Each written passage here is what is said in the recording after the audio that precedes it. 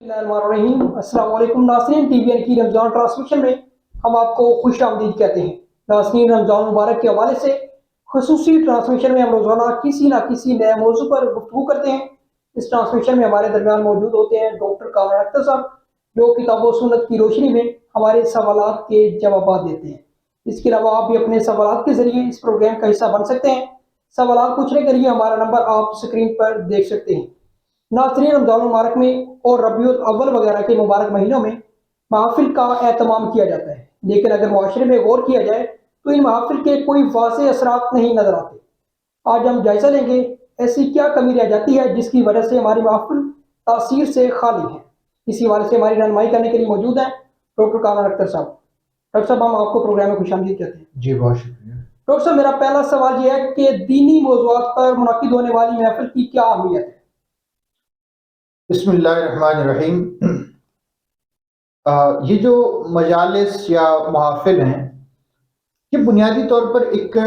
तरबियती मजालिस होती हैं। इसमें हम एक दूसरे की तरबियत करते हैं, मिल बैठते हैं, एक दूसरे के व्यूज़, एक दूसरे का नुक्ता नज़र समझने की कोशिश करते हैं, एक दूसरे को समझाने की कोशिश करते हैं। और मौजूदा अहद में जो एक पैटर्न चल रहा है हमारी महफिलों का, उसमें बाकायदा कुछ मजहबी स्कॉलर्स को बुलाया जाता है, उलमा को बुलाया जाता है, जो वाज करते हैं, नसीहत करते हैं, लोगों की तरबियत का एहतमाम करते हैं। तो इस एतबार से अगर हम देखें तो हमारी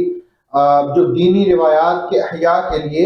ये महफिलें बहुत ज़रूरी हैं, क्योंकि यहीं पर लोग आते हैं और एक जज्बा लेकर जाते हैं,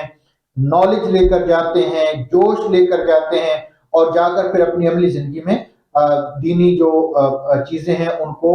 अपनाने की कोशिश करते हैं। तो एक एतबार से देखा जाए तो ये एक गैर रस्मी एजुकेशनल एक प्रोसेस है। इस ज़रिए से हम दीन के मुतालिक मालूमात लेते हैं और एजुकेट होते हैं। दूसरा इसका जो पहलू है महफिल का, वो रूहानी पहलू है। ज़ाहिर है, जब मिलकर अल्लाह का जिक्र किया जाए, अल्लाह के रसूल सल्लल्लाहु अलैहि वसल्लम की बातें की जाएं, तो उसका एक मुनफरिद एक असर होता है। तो ये तासीर भी इन महफिलों में हमें महफिल में देखने को मिलती है। एक रूहानी कैफियत भी तारी होती है, क्योंकि जब इंसान अकेला होता है तो बाज़ औक़ात गफलत तारी हो जाती है,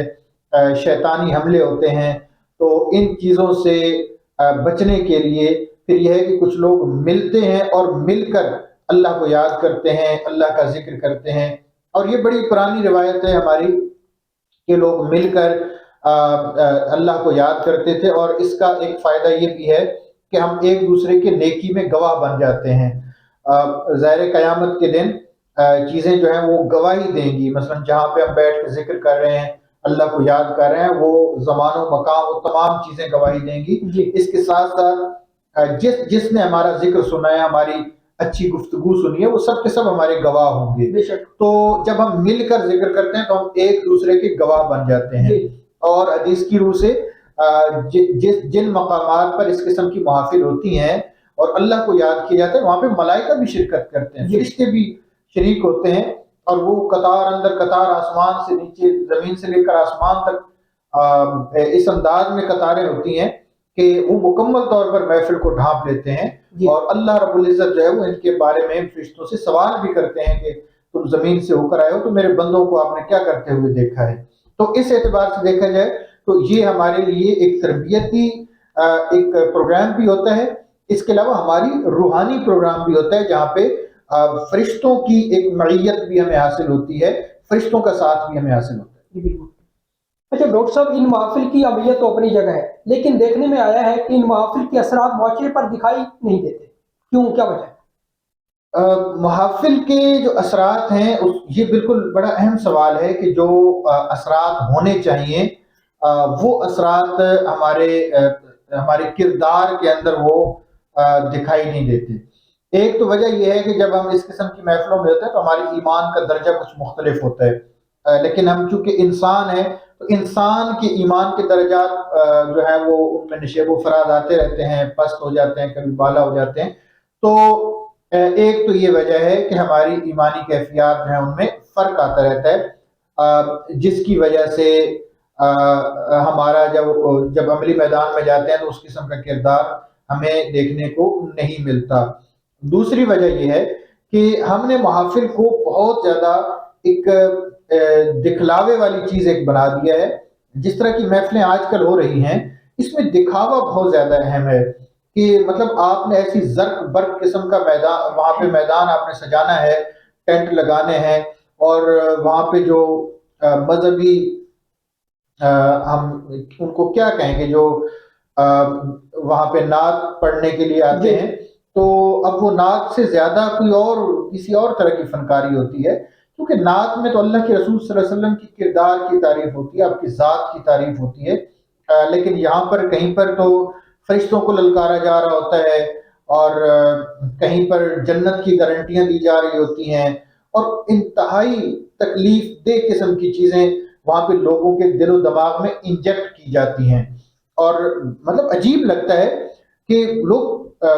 فرشتوں سے پنگا لے رہے ہوتے ہیں اور ایسے ان کو پکار رہے ہوتے ہیں جیسے وہ ان کا کوئی بڑا بے تکلف قسم کا دوست ہو۔ ہمیں یہ چیز ذہن میں رکھنی چاہیے کہ یہ ملائکہ اللہ کی مقرب مخلوق ہیں، پوری مخلوق ہیں، معصوم مخلوق ہیں، گناہوں سے پاک ہیں۔ ایک گناہوں سے لتھڑا ہوا آدمی کیسے چیلنج کر سکتا ہے ملائکہ کو، اور کیسے للکار سکتا ہے؟ تو یہ جہالت کا جو عنصر ہے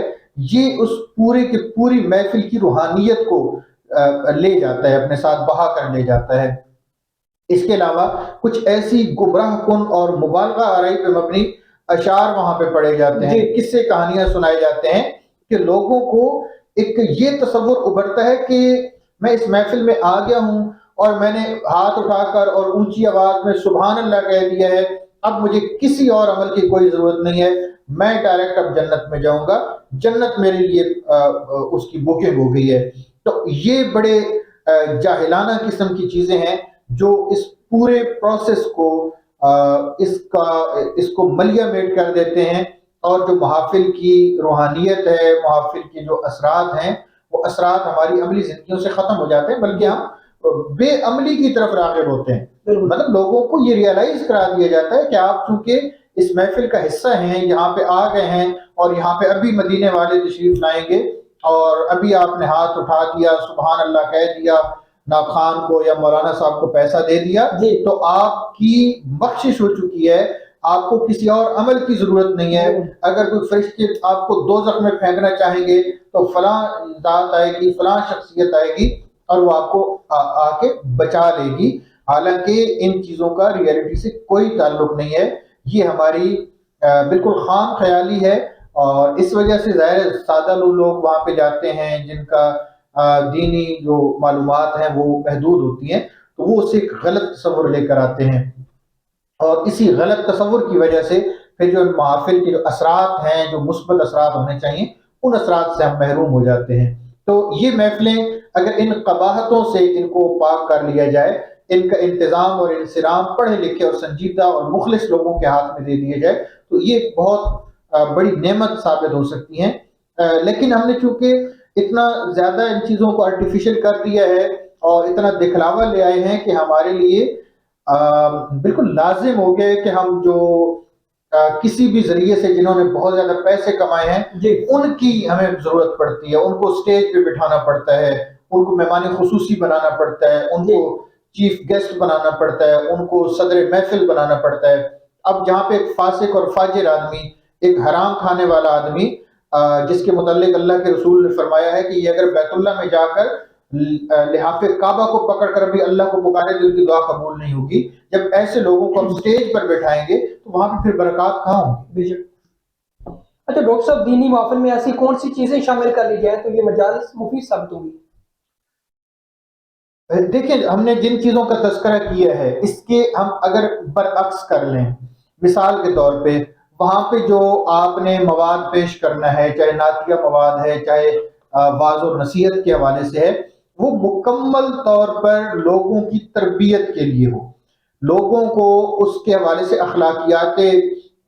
رسالت معاب سے، رسول اللہ صلی اللہ علیہ وسلم کی مبارک سیرت سے، رسول اللہ صلی اللہ علیہ وسلم کی مبارک تعلیمات سے آگاہ کیا جائے۔ اچھا، پھر ان محافل میں آداب کا خیال رکھا جائے۔ دیکھیں اس قدر بے ادبی اور توہین ہو رہی ہے ان محفلوں میں کہ ایک نعت خوان صاحب آتے ہیں اور وہ لوگوں کو مجبور کرتے ہیں کہ اچھل اچھل کر وہ سبحان اللہ کہیں اور ہاتھ اٹھا کر سبحان اللہ کہیں، یہ بہت بڑی گستاخی ہے، بہت بڑی بے ادبی ہے، اور یہ جو اللہ کے رسول سے منسوب جو محافل ہیں اس کے تو بالکل شایان شان ہی نہیں ہے۔ قرآن کریم میں بالکل واضح طور پر اللہ تعالیٰ نے فرمایا کہ لا ترفعوا اصواتکم فوق صوت النبی، کہ نبی صلی اللہ علیہ وآلہ وسلم کی مبارک آواز سے بلند تمہاری آواز ہی نہ جائے۔ اب ظاہری طور پر چونکہ رسول اللہ کی محافل اسی سینس میں ہے نا کہ اب ظاہری طور پر تو اللہ کے رسول وہاں پہ موجود نہیں ہیں، جب موجود ہوتے تھے تو صحابہ کی یہ کیفیت ہوتی تھی کہ وہ ایسے خاموشی سے اور ساکت ہو کر بیٹھتے تھے کہ ان کے سروں پہ پرندے آ کے بیٹھ جاتے تھے، اس قدر ادب تھا، یعنی یہ رسول اللہ کی محفل ہوا کرتی تھی۔ تو آج جو اللہ کے رسول سے محفل منسوب ہے اس میں کیا کچھ نہیں ہو رہا تھا، کیا اچھل کود نہیں ہو رہی تھی، کیا بےہودہ لباس اور رنگ برنگے لباس پہن کر اور پگڑیاں باندھ کر لوگ نہیں آ جاتے۔ تو یہ اگر غیر سنجیدگی والے جو معاملات ہیں، ان معاملات کو اگر ختم کر دیا جائے، ان کو ریپلیس کر دیا جائے علمی مواد سے، یعنی اب ہر گلی محلے میں لوگ ایک دوسرے کی ضد سمجھ لیں یا ایک دوسرے کے مقابلے میں محافل کرا رہے ہیں، آپ ان محافل کی تعداد بے شک آپ آدھی کر دیں،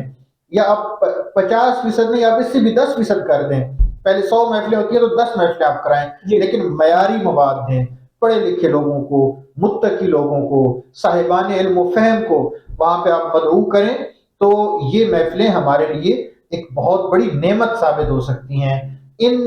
محافل کی برکت سے ہی ہماری جہالت کا معاملہ ختم ہو سکتا ہے، انتہا پسندی ختم ہو سکتی ہے، اور جو ایک دکھلاوے والی کیفیت ہے، منافقین والا جو انداز ہے، یہ انداز ختم ہو سکتا ہے، لوگوں کی کردار میں تبدیلیاں آنا شروع ہو جائیں گی۔ دیکھیں لوگ تلاش میں ہیں، پیاسے ہیں کہ ان کو کچھ صحیح بات بتائی جائے، جب سٹیج پہ آنے والا ہی نہیں بتاتا کہ آپ جھوٹ بولو گے تو تمہیں یہ سزا ملے گی، جب وہ یہ نہیں بتاتا کہ جو سچائی ہے وہ نجات دیتی ہے، وہ تو یہ بتاتا ہے کہ جیسا بھی پیسہ ہے آپ پیسہ ہم پہ خرچ کرو، پیسہ ہم پہ اڑاؤ، اور اونچی آواز میں سبحان اللہ کہہ دو، ایک محفل سجا دو، اور وہاں پہ ہمیں مدعو کر دو، ہم وہاں پہ آ کے اپنا جو بھی عمل کرنا ہے وہ کریں تو تمہاری جنت کنفرم ہے۔ اس کو وہ طریقے کیوں نہیں بتائے جاتے کہ جو اللہ کے رسول نے جنت کے راستے بتائے ہیں، اس راستے پہ، صراط مستقیم پہ نہیں چلایا جاتا؟ تو اگر اس انداز میں ہم ان محافل کو اگر ہم منعقد کریں گے، ان محفلوں کا اہتمام کریں گے، تو یہ محافل ہمارے لیے رحمت کا سبب بنے گی، ہدایت کا سبب بنے گی۔ ناظرین، اب وقت ہے آپ کے پوچھے گئے سوالات کا۔ ڈاکٹر صاحب، آج کا سوال پوچھا ہے محمد قاسم صاحب نے۔ وہ پوچھتے ہیں کہ بہت سے لوگ اپنی بہنوں کو وراثت میں حصہ نہیں دیتے، لیکن رمضان مبارک میں افطار، صدقات و خیرات کے اہتمام بڑھ چڑھ کر کرتے ہیں، کیا یہ عمل درست ہے؟ دیکھیں یہ بھی دیکھیں ہم نا ہر چیز میں شارٹ کٹ کے چکر میں ہیں، یا دوسری چیز ہے کہ دکھلاوے کا جو عنصر ہے وہ بہت زیادہ ہے۔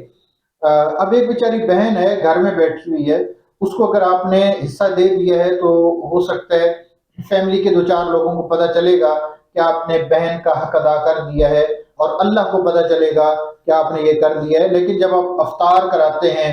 آپ بڑی محفل سجا دیتے ہیں، آپ بہت بڑا پروگرام کرا دیتے ہیں، تو وہاں پہ ہزاروں لوگ دیکھتے ہیں کہ یہ چودھری صاحب نے اتنا بڑا کام کیا ہے، نیکی کا عمل کیا ہے، تو یہ جو دکھلاوا ہے، یہ دکھلاوا ہمیں لے ڈوبا ہے۔